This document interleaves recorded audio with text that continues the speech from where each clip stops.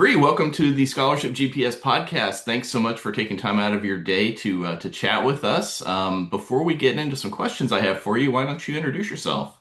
Absolutely, Dave. Thank you so much for having me. I really, really appreciate it.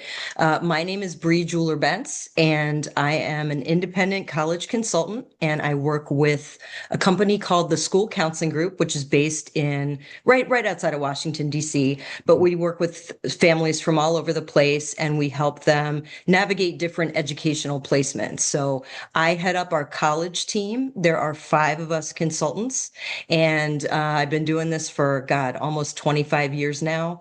I went to the University of Michigan. I made sure to represent All today. right. And after I graduated from there, I stayed for about a year and a half to be an admissions counselor. So I Okay. was working with kids and reading applications and making Right. decisions. So I have that side of it.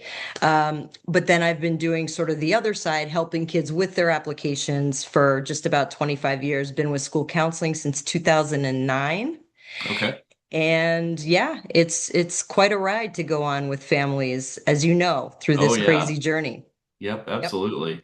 Well, of course, we're going to kind of focus on the college piece, which is your specialty within your organization. But I really kind of want to drill down into the role that parents play in the college planning and college admissions process. And it's funny, before we started recording, I was out and about running some errands and I was listening to a podcast and they were talking about this concept of like your circle of influence and your circle of Mm. control.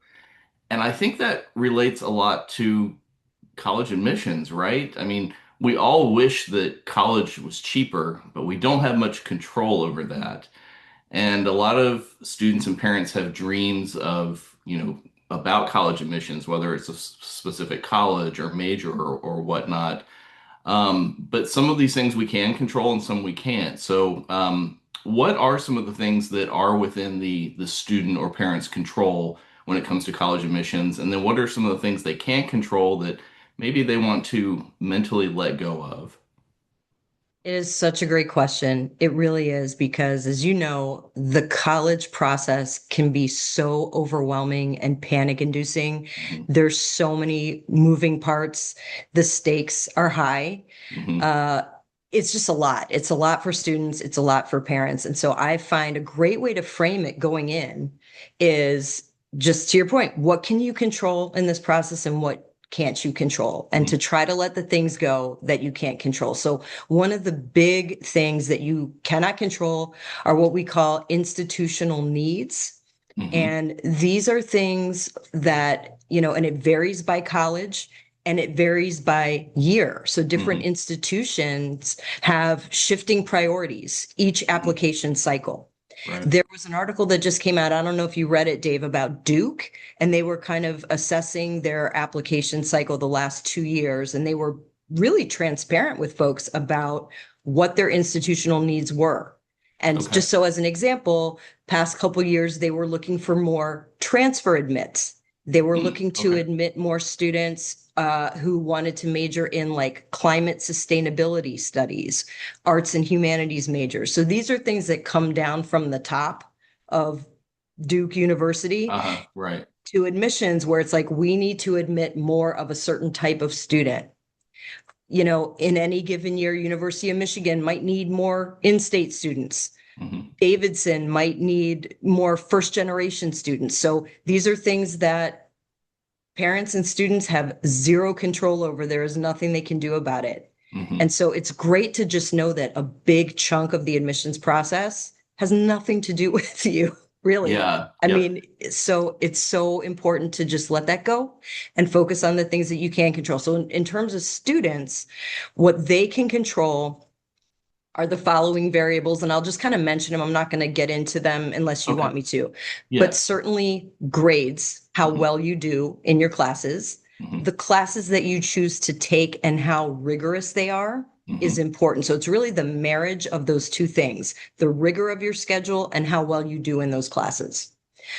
They can also control the testing piece to some extent, Hmm. SAT, ACT, how they prep, how much prep they do, how they end up scoring. So they have a big, role to play in that. Teacher recommendations. They can control the relationships that they develop with their teachers, Hmm. right? Because Right. those teachers are ultimately, they might be asked to write letters of recommendation for them. Yep. Essay writing. If colleges ask for essays or if they do interviews, students can control that. A factor that we call demonstrated interest. Hmm. So if a school tracks how interested is this kid in coming to Michigan, we need to see that they've expressed some sort of interest. They visited us, they joined our mailing list, they followed us on social media. They can control that. And then their activities, what they're doing to be productive with their time outside of class, they can control that. So those are the variables when I work with my families, with my students, we just try to focus on that stuff. So, Yeah, go ahead. yeah. So, as you were listing all of those things, I'm in several large parent Facebook groups, and we're getting into this season where um, lots of parents are posting their kids' stats, and then later in the year, it'll be, this kid did get into this school, or this kid didn't get into that school. And it's not that stats don't matter. In fact, you said things like grades and testing are to a large degree within the student's control. But the first thing you talked about, institutional priorities, sometimes can trump those stats, right? Yep. Yep. Um, did you have a specific example of something that you have heard about or, something in Well, mind where you, I'm really more thinking just in a generic sense. I see so many posts of, especially I'll see like a parent of a younger, like the rising senior going into the previous age group to say, here are my kid's stats. Did your kid get into this school with these stats? mm, And it's not that it's a bad question necessarily, but it's really not enough information, right? oh my God, totally not enough Yeah. information. Yeah. And I'm sure you're familiar, a lot of these kids have access to these platforms like Naviance or Yeah. Score, Hmm. where they can see scatter plots of real data. These are kids from their high schools, Right. and it shows GPA and test score and if they get in or not. And it's not to like what you said, it's not like it's not good data. These are real people. Hmm. It's helpful to know, but it's such a small part of the story. Right. There's all kinds of stuff that you don't know about those little dots that you see. And Hmm. I have a lot of parents, especially getting stressed out because they'll see, you know, the scatter plots and they'll make all kinds of conclusions. I'm like, you can't draw that conclusion because you don't know this kid could have been a recruited athlete. Right. This Right. kid could be a first gen student and Mhm. is maybe getting some special consideration. Maybe, Right. so there, yeah, absolutely. You got to take everything with a grain of salt. Yeah. Yep. 100%. Well, one more thing, and I don't want to go too far down this rabbit hole, but talking about demonstrated interest, and you mentioned, are they something like, is the student following us on social media? Um, what is the role of social media in admissions, aside from just perhaps with demonstrated interest? Like, have you seen issues where students maybe got rejected from a school or their acceptance was rescinded because of something on social media? Mm.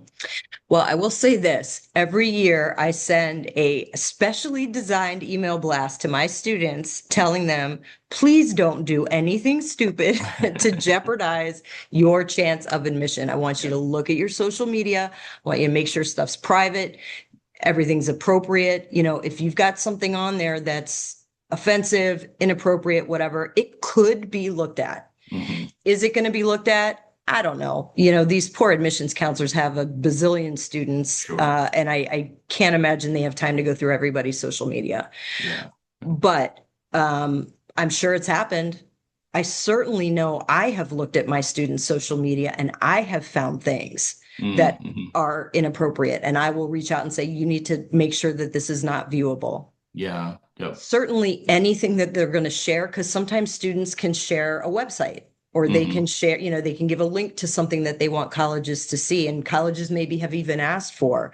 They certainly need to go and check that and make Okay. sure everything is, we don't want to not get into a school because of something like that. Yeah. Yep. Yeah. All right. And that's something that that's another thing I guess we can add to the what you can control. You can Yeah. control your social media. Yeah. But in terms of social media, it's interesting because there's also an aspect that students and families can't control.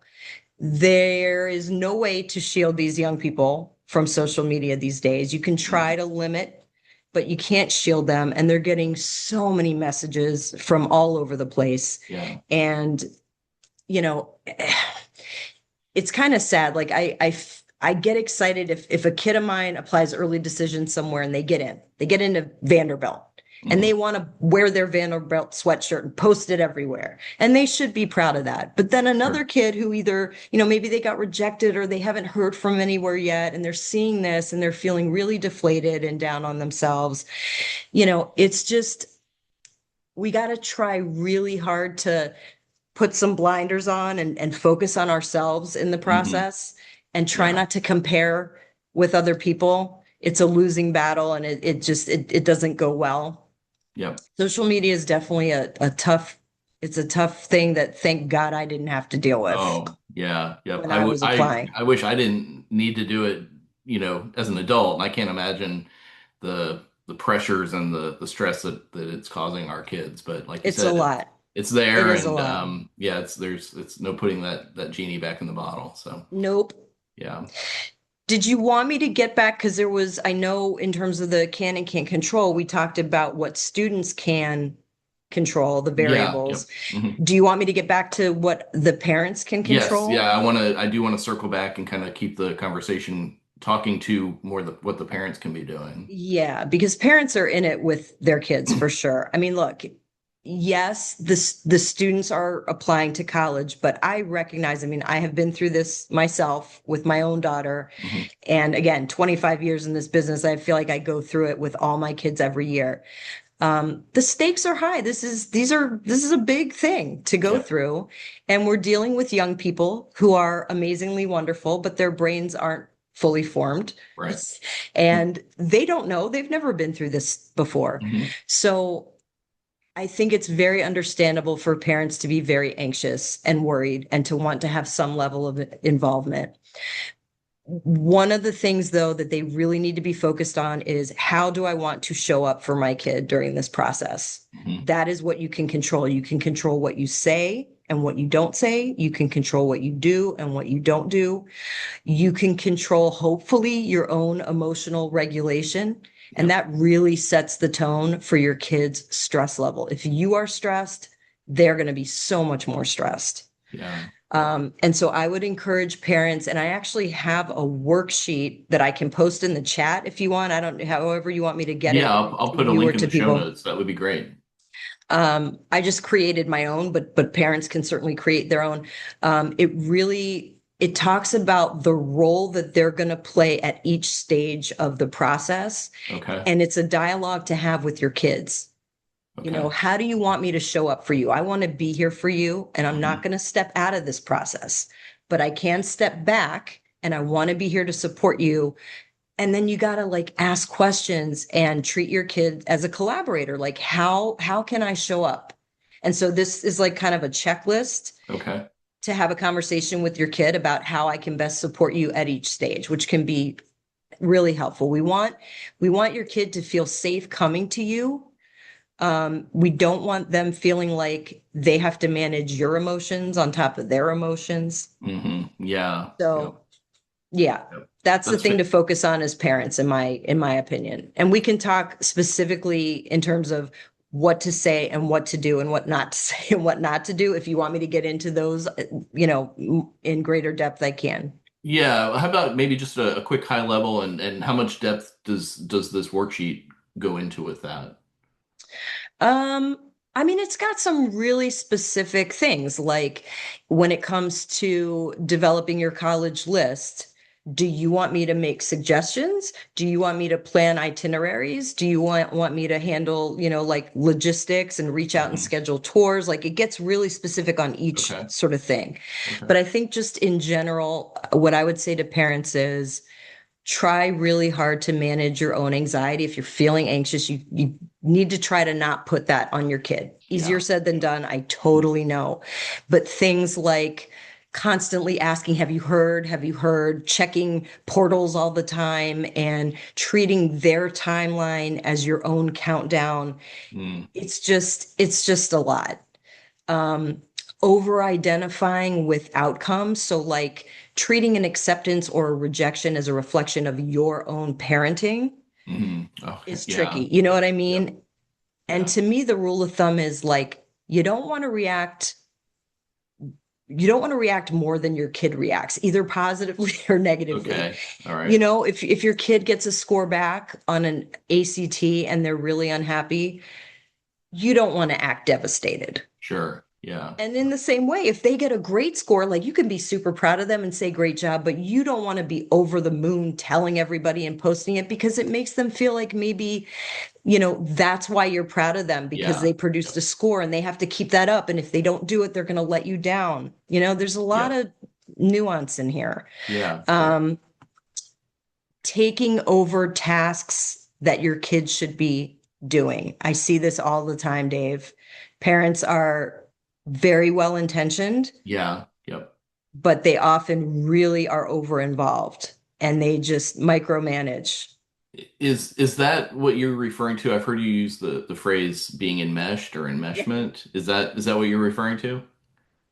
I think being enmeshed can cause that. So when Okay. parents are too enmeshed with their kids, it basically means like their identities are too intertwined. I see. They Okay. don't know where they end and their kid begins. Okay. And I see this a lot, even with the language that parents use. They refer to we a lot. Like Yeah. we just got a great grade in AP Calc, Yeah. or Yep. we need to do our visits. And seems like a small thing, but I think it can really reflect you are not your kid. This is their process. It is Right. not your process. And if you over identify, it might cause you to insert yourself too much.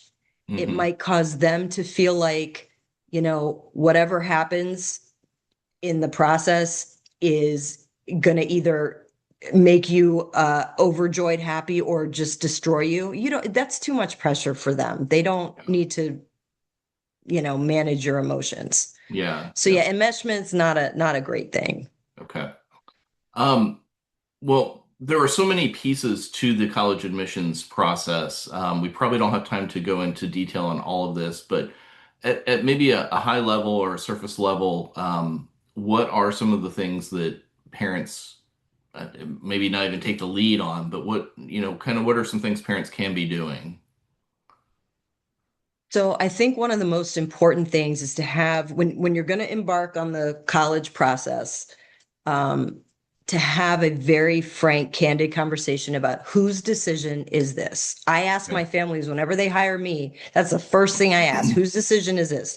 Does the kid, is it wide open? The kid gets to decide and go wherever they want to go. Hmm. Do parents have veto power? Are they putting parameters on the process, whether it's financial parameter or a geographic parameter? It's really important. You do not want a kid doing 4 essays for the University of California system and working really hard on their application and getting in and being all excited to go to UCLA. And then you tell them, I'm not going to have you across the country. Yeah. So Yeah. you got to be proactive and have that conversation.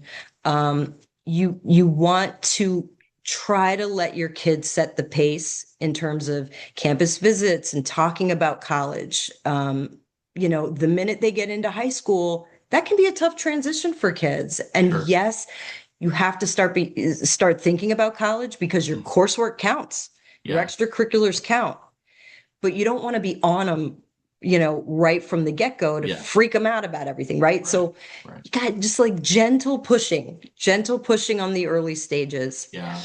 And then, as it gets to be like junior year and they need to do testing, they need to make some visits, just being curious, asking questions, offering your support, and asking them how you can best support them. And I just want to add one thing, which is I know all kids are not created equal. There are Yep. kids who are super independent and Hmm. motivated. Yep. And there are other kids who aren't, who have, major executive functioning issues. Like those kids are going to need more support. Yeah. Yep. So I don't want to make it seem like, I could hear a parent saying, "Well, you don't know my kid." And I Yeah. get that. I totally get it. But I still think the more kids can drive the process and do these tasks by themselves with your support, the better. Because they're Yeah. going off to college, you're not going with them. Yeah, yeah. Although I have talked to some folks who work in colleges who have talked about their experience getting phone calls from parents. I'm talking about like RAs getting phone calls from parents because the kid was upset that the roommate left the wet towel on the floor, Oh, and geez. yeah. So Oh, no. I think some parents do think they're going off to college with the I student, think you're and right. I think yeah, you're right. And this yeah. is stuff, I mean, look, the college application process might kind of start once kids are in high school, but being curious about your kid, asking questions, setting up a dynamic where you're there for support, but they're making decisions and you're empowering them to do things for themselves, Mhm. that starts, way earlier than that. So you Yeah. can lay Yep. the foundation for that as early as possible so that when it's college time, they've already got experience doing things for themselves and Right. asking for Yep. help and advocating and all that good stuff. Yeah, yep. Well, kind of speaking of that, what are some of the like milestones or, timelines that parents should be thinking about? In terms of just like when to get college, certain things done for the college Yeah, process. yeah, exactly. Yeah, so I would say coursework, it's important to think about what classes your kid's going to sign up for starting in middle school now. I don't know how it is in Yeah. Florida, but here in our area, there's some middle school classes that show on the high school Yes. transcript Yep. in math and in foreign language usually. Yep. So I think parents should just know that these things are going to start being looked at and to have those conversations like what do you think you can handle, and let's be thoughtful about it and not too much hmm pressure, but it is something colleges are going to look at. So Yep. talking about course selection, talking about involvement in things that kids are authentically hmm interested in Yeah. without making them feel like they have to cure COVID and design a satellite and Yeah, start an orphanage and all that good stuff. exactly. Yep. Um, maybe helping them to just be able to compose an email, ask a question of a teacher, hmm things that are going to really serve them throughout high school. Test prep comes in. I think a great time to go down that road is like late spring of sophomore year. Okay. I Yep. think doing any kind of test prep in ninth grade is too early. It's too hmm much. It's too early. They don't need that on their plate. But maybe getting a diagnostic session with a test prep tutor or hmm company at the end of 10th grade to Yep. determine, is my kid an ACT kid or an SAT kid? And then maybe hmm prepping over the summer before 11th grade. I think 10th grade is also a great time to get some exposure to colleges. If you guys are hmm doing a road trip and you just Yeah. happen to be driving through Ann Arbor, hmm even if we don't think Michigan's a good fit for them, just have them look at a campus. Yeah, just see how different a college campus is compared to a high school campus, right? 100%. Yep. Yeah. And try to mix it up or in your local area. I know here in the DC area, we've got a super urban campus in George Washington University. We hmm have a big state rah-rah, University of Maryland. We've got a small liberal arts school, Goucher, which is outside of Baltimore. So I tell my families, just go, take a Saturday. Yeah. You don't have to do any formal anything. Just Right. park your car, walk around. So exposure's great. And Yeah. then they'll be able to start hopefully narrowing things down. And again, go over like a checklist in terms of how can we support you? And maybe you can't. Maybe you guys decide, as a parent, I'm not the best one to do this. hmm I think we need to bring in a consultant. hmm Yep. Um, does that kind of That's answer it a perfect. little Yeah, bit? that's Okay. exactly what I was looking for because it is going to vary from student to student, and Yeah. but there are some good general guidelines, and yeah, I like the kind of very thoughtful approach and mindful approach um, throughout the entire high school, and like you said, even to some degree middle school. It does matter, and it builds upon itself, right? It does. And I would also say, I think the biggest, if parents who really don't know much about this process, because it has changed a lot in the Sure. last 20 years, Yep. um, I think the biggest takeaway that I would recommend would be to get the process started and mostly finished over the summer between junior and senior year. Yep. Yeah. It is a missed opportunity to not have your kids cranking out essays and applications over the summer. And some kids go to camp and they're gone all summer and you just can't do it. And that's okay. But if your kid even has, isolated windows of time over the summer, hmm hands down the best time to get it done. I love that because one of the challenges I run into is that um, anybody who's listened to me for a long time knows that there are scholarships for as young as grade school, elementary school, middle school. So I always say start early, but so many people come to me very late in senior year, and it's not that I can't help them, but they have missed so many opportunities, so that those opportunities are never coming back. But Yeah. even more importantly, they've missed the practice and getting better at the scholarship application process. And if you can take the college admissions process off the table, completed as early as possible, that gives you so much more runway to work on scholarships. And Yep. oh, by the way, I'm speaking mostly of outside scholarships there, but um, some institutional scholarships are awarded first come, first serve, right? Yep. Yeah. Yep. So And there are the also clear deadlines that most schools, I think, have for merit scholarships. They'll yes, say December 1, can't be right. after that. Yeah. Yep. Even though they might still accept applications for admission after that, Correct. but you've missed that window to get that merit scholarship. So, yeah, Absolutely. yep. Yeah. So, No, I mean, 100% of the time, my kids who, for one reason or another, weren't able to get done over the summer, 100% of the time were more stressed. I mean, it's yes, sort of like once school starts back up, all bets are off. It's so yeah, much harder on everybody. yep, yeah. And That's a great point. Like, yeah, yeah, yeah. summer is the lowest stress time in the student's academic year, right? It's not going to get better with senior year. I think some people hear this pretty much truthful that junior year is the most important. And if you want to address that, you can. But they think, oh, if junior year is most important, then senior year is not important, and therefore it's less stressful. And that's not what that means, and that's not the case. Nope, not Yeah. at all.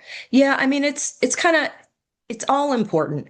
It's all important. Yeah. Trends are important. And I Right. think maybe Right. people say that for a number of reasons, one of which is, SAT prep is, Yeah. ACT prep's Yep. often in the mix Yep. there, but it is often the last set of grades that colleges are going to see before they Right. decide on you, Right. Right. right?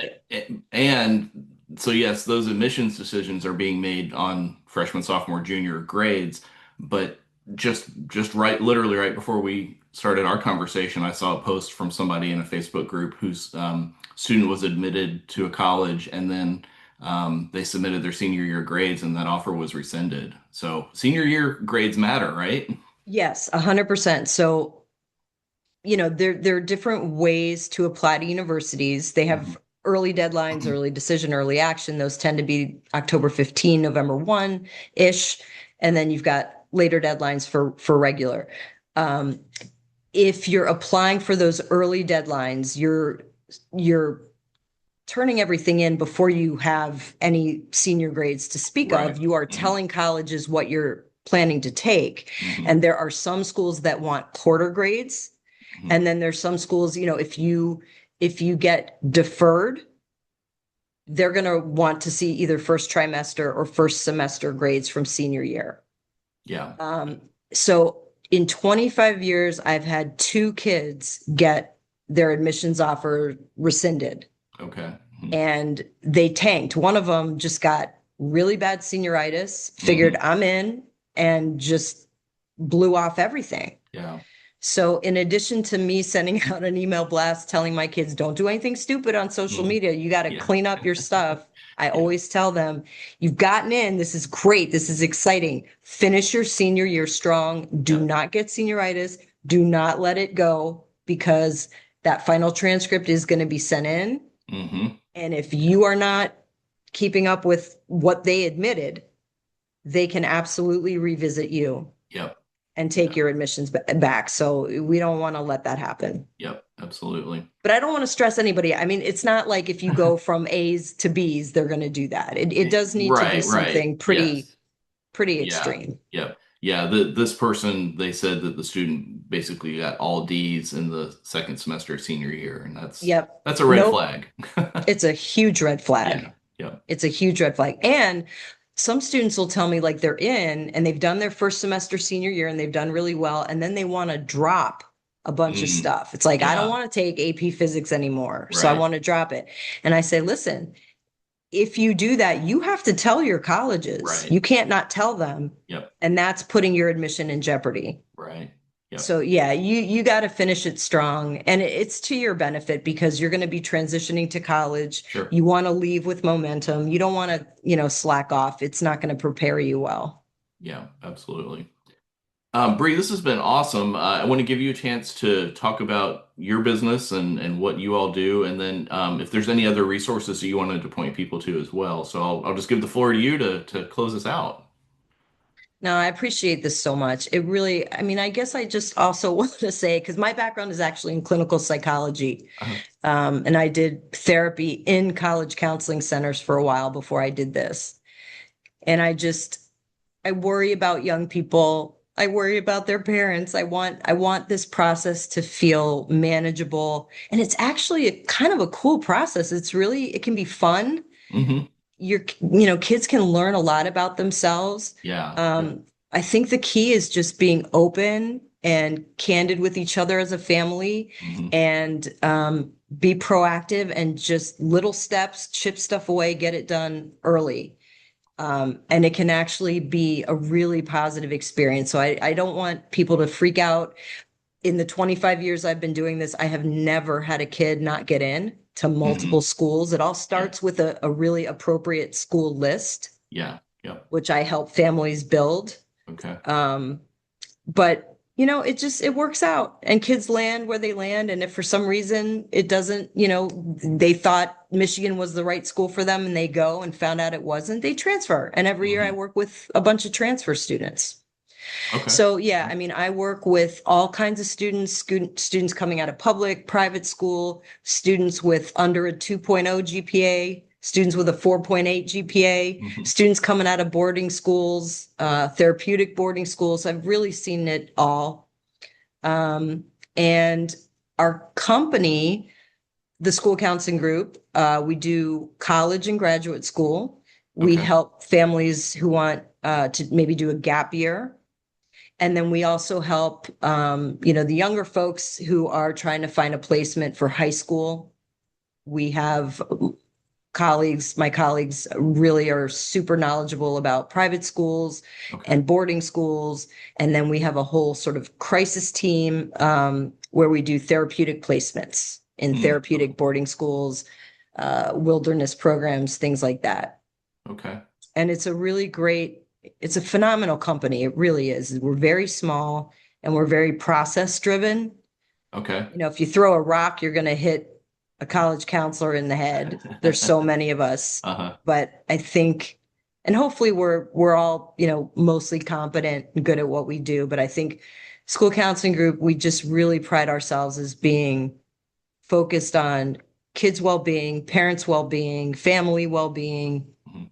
and making the process smooth and as stress-free as it can possibly be. We want it to be a positive experience for everybody. Yeah. That's awesome. Where Yeah. can people get in touch with you? You can check out our website, which is schoolcounseling.com. Okay. And there's like a meet the team, where you'll see me and my bio and all of my colleagues. Um, but yeah, I mean, we work with kids at all ages. I would say most commonly folks come on board in ninth or 10th grade, Okay. which is great for me because I have a chance to really get to know them and we're Yeah. not in a high pressure situation. Mhm. And if I make recommendations, there's actually time to do something about it, right? Exactly. Yeah. Yep. Um, but yeah, that's the best way is just go on our website. All of our contact information is there. Fantastic. I'll put the link to the website in the show notes. Bree, thanks so much for all this. Lots of great information, and I love this kind of well-being approach that you're taking for both parents and for students in this what can be a stressful process. So thank you so much. Yeah, thank you so much, Dave. I really appreciate it. Yeah, my pleasure.